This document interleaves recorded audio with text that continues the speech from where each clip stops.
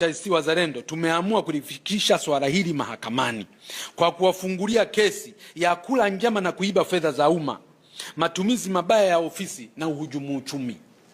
Chama cha ACT Wazalendo tumeamua kulifikisha swala hili, swala la kuibia Watanzania trilioni 2.16 katika kashfa hii ya mafuta. Chama cha ACT Wazalendo tumeamua kulifikisha swala hili mahakamani kwa kuwafungulia kesi ya kula njama, kuiba fedha za umma, matumizi mabaya ya ofisi na uhujumu uchumi. Watuhumiwa wa kesi hizo wanaoenda kufunguliwa kesi hizi ni hawa wafuatao.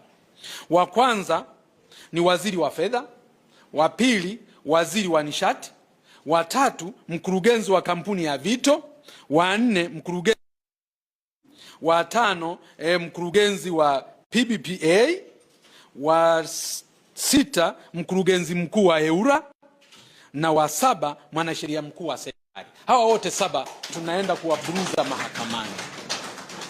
Hatuwezi kuruhusu wananchi wakateseka namna hiyo. Kama wanavyojua Watanzania kwamba mafuta tu yalipopanda, bidhaa zote zimepanda. Mpaka madawa ya binadamu kwenye pharmacy zetu yamepanda kwa sababu madawa yote yanasafirishwa kwa kutumia mafuta. Kila kitu, iwe sabuni, iwe chumvi, iwe nini, zilipanda baada ya bei ya mafuta kupanda. Na wananchi kuumizwa kwenye nauri, kuumizwa kwenye kusafirisha mizigo, kuumizwa kwenye kila sehemu. Kumbe ni njama zilizokuwa zimepangwa za watu kufanikisha kuiba fedha kutoka kwenye mifuko ya wananchi hawa wanyonge.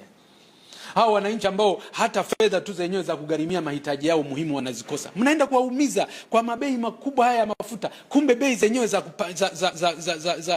za kupandikiza hazina uhalisia wote kwa ajili tu ya kuiba fedha. Mpate fedha mtajirike. ACT Wazalendo tumeamua kulifikisha swala hili mahakamani kwa kuwafungulia kesi ya kula njama na kuiba fedha za umma, matumizi mabaya ya ofisi na uhujumu uchumi.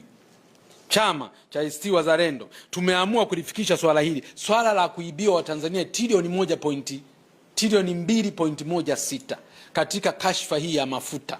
Chama cha ACT Wazalendo tumeamua kulifikisha swala hili mahakamani kwa kuwafungulia kesi ya kula njama, kuiba fedha za umma, matumizi mabaya ya ofisi na uhujumu uchumi. Watuhumiwa wa kesi hizo wanaoenda kufunguliwa kesi hizi ni hawa wafuatao. Wa kwanza ni waziri wa fedha, wa pili waziri wa nishati, wa tatu mkurugenzi wa kampuni ya Vito, wa nne mkurugenzi, wa tano